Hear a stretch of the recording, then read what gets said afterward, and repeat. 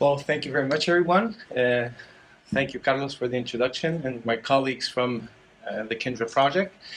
So I would like to give you a brief insight on what we've achieved so far. We've talked about classification of hydrogeology research, but after this classification has been set, we needed to have what would be our ideal library, our ideal shelves where to store this information related to all the research dedicated to this topic, which has been included or uploaded, right? And here we'll talk about what we thought would be the best solution and what has been working so far.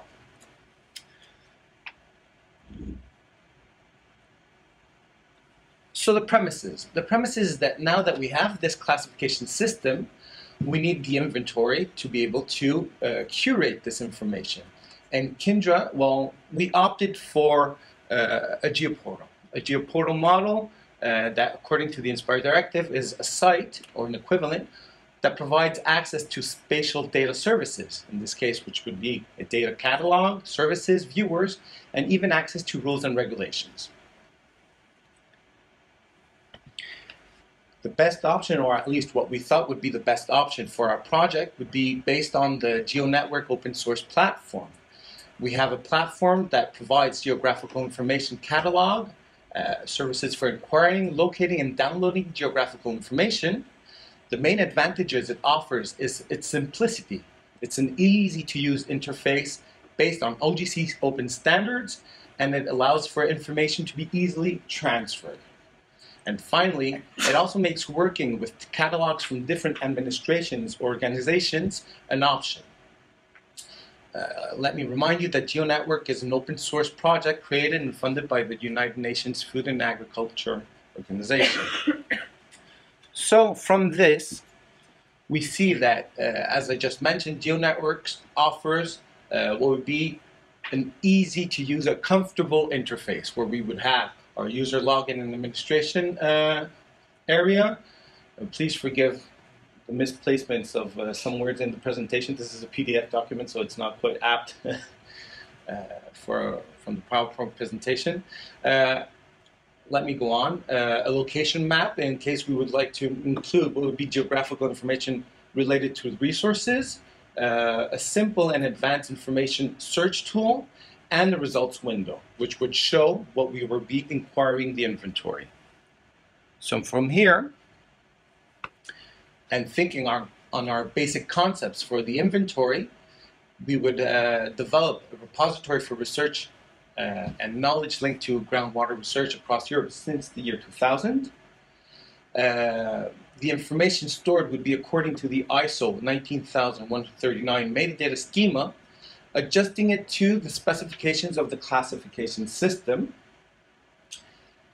The metadata would describe the contents, the quality, and many other characteristics, allowing the users to properly identify the information and services available related to the resources, as well as how to locate the resource, and by simply answering these simple questions: the who, the what, when, where, why, and how. And of course, it's one of the most extended formats on an international level that complies with the Inspire directives. So from here, this leads to what would be our GeoNetworks-based inventory, the KINDRA European Inventory on Groundwater Research, otherwise known as the EIGR or EIGR, as we've been calling it throughout these years. Okay? Now, the inclusion of resources into this inventory, we've tried to make it simple by allowing users to have access to 4 types of templates in order to help them either specifically include what would be a database or maps related resource, reports related resource, projects, or publications. So this is to make for each one of the users, once they access to the IGR and they want to upload a resource, to easily identify which are the fields or the tags they will have to fill out. Let me remind you that the templates have been simplified and divided into 4 main sections where the users will include, fill out information related to resource identification information, distribution information, data quality information, and the metadata information itself. So I'll give you a brief overview of each one of these sections. The resource identification information is where each one of the users who upload a resource to the inventory will include either the title, the acronym, a small abstract of the resource itself, references to the authors and their contact details, any collaborating organizations and or programs which have been taking part of the resource itself, funding sources or amounts.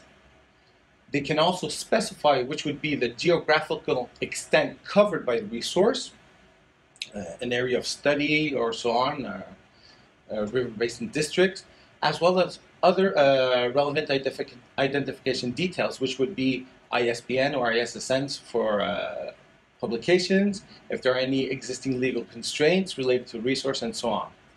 But most importantly, from the work developed by the classification system, we have in this section where we include the keywords which have been selected by the KINDRA project.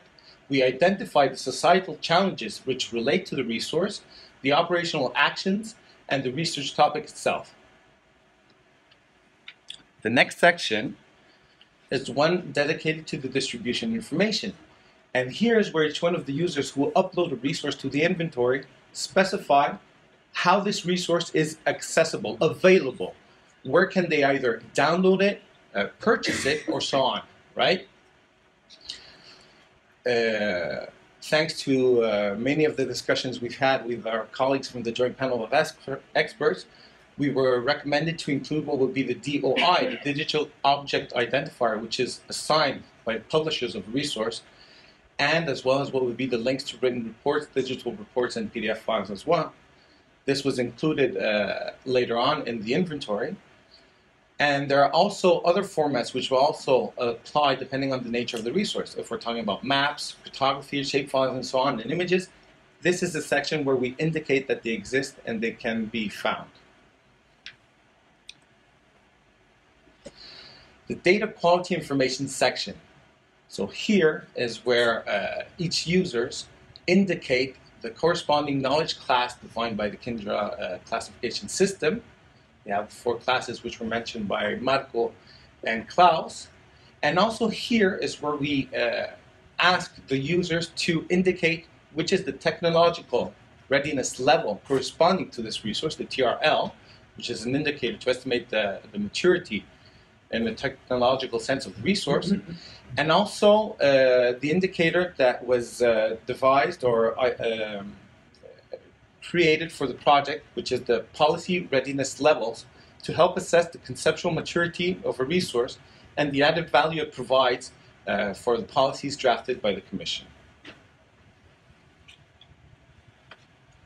The last section is the metadata information, and here is where the person or the user who is uploading the resource into the inventory identifies themselves, the organizations to which they belong, and it provides simply the same exact fields that we can find in the first section to identify either its name, organization, email, contact details, and so on. So once setting what would be the inventory, ready, set, go, and the EIGR became operational on February 2016. We were lucky enough to account for the participation of the 20 linked third parties that collaborate in populating the inventory. But the thing is that it wasn't that quite ready, right? We had a couple of issues troubleshooting at the beginning. I believe as Alain was present at that moment. And from then on, we made a few adjustments, and from April is when they fully began to participate and start populating the inventory. So just a few numbers, as I just mentioned, accounting for a total of 20 editors from different countries across Europe. Here you have what would be the progress of the amount of resources which were included in the inventory. And just to bring you to December 2016, there was a drastic increase in the amount of records which were included. And this was after we were able to work with what would be importing a set of resources from one of our colleagues from the Czech Republic, which we were fortunate enough that they provide 700 resources to the inventory. Well, that was quite a blast. We had a few problems with that, of course, because, well, we'll discuss them later on. But this brings us to February 2017, where we reached the critical mass in order for our colleagues to begin what would be the gaps in trend analysis on the resources which have been uploaded. The issues I just mentioned right now were linked to the validation process, which was required to make sure that all the resources that were compiled and uploaded to the inventory met the principles of the classification system, right? Because, as we mentioned, we carried out a few modifications to what would be the metadata schema in order to include what would be the specific terms of the classification.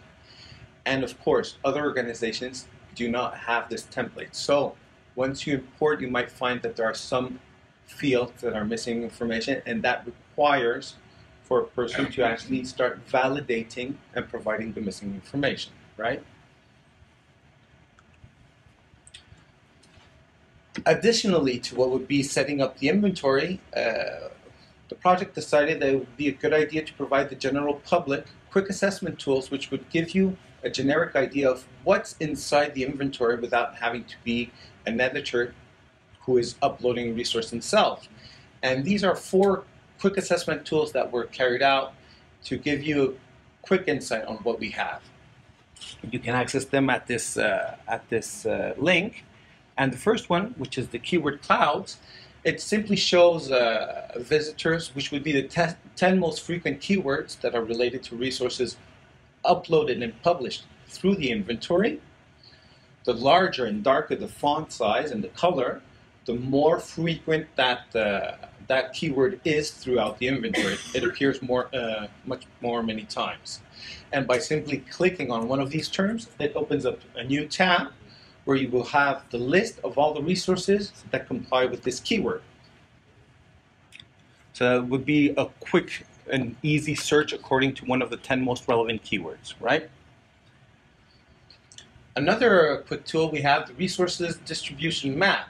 And this is simply a representation of the countries across Europe and their contributions to hydrogeology resource. So as I mentioned before, users upload resources and they have to specify which organization is responsible for this resource.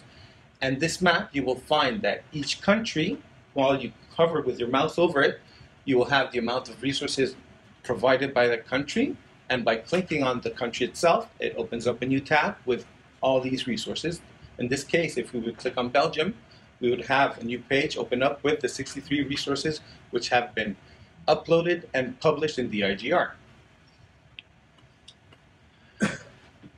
The next one, as Klaus and Marco mentioned before, we have the classification system has allowed for each one of the resources to be located in this queue. Well, this is to provide generic users by switching either one of the 5 societal challenges. They can select the representation to see the co-occurrence of each one of the resources according to each one of these related topics, either water supply, geology, and climate and environment. And if you click on this circle, it will take you, of course, back to the RGR with the list of the resources that are included there. And the last one, for those who are a little bit more curious or would like to carry out more in-depth work, we've provided a CSV data downloader from the Geo Network, where you can type in a term in the search tag. It will deliver you all the resources which are related to this term in the inventory, and you can click on the export table to CSV, and you will obtain what would be the list in CSV of all the resources with the metadata information which comply to this term.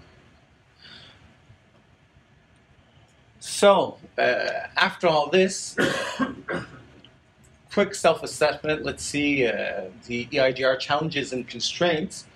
We found that the most important work that needs to be carried out related to the inventory is the validation process.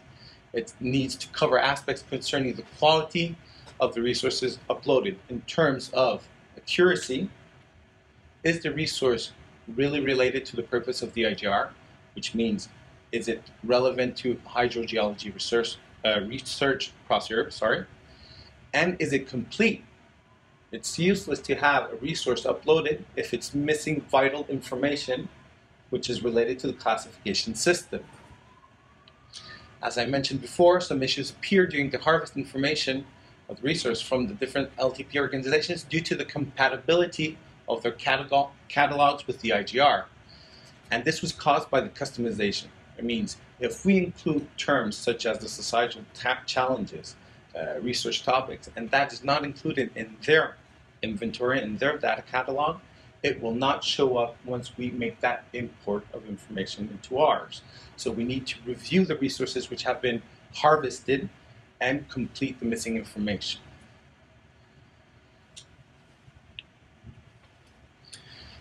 As I mentioned, the IGR is running on GeoNetworks, version 2.10.4, which was the most stable version that existed at the beginning of the project, on which we started making the developments and tried to deliver what would be a stable inventory in order to be able to take into account the classification system requirements, right?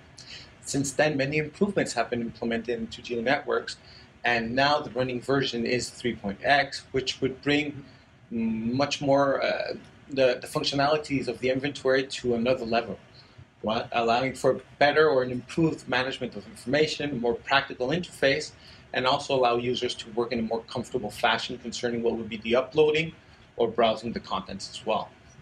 The interoperability issues, as I mentioned, are not linked to the software. It's not a problem concerning GeoNetworks. It's concerning the customization of the template, right? And I guess that I should simply add that this can be solved by implementing a very thorough validation process of the resources proposed to the inventory before approving them and proceeding to publish them, okay?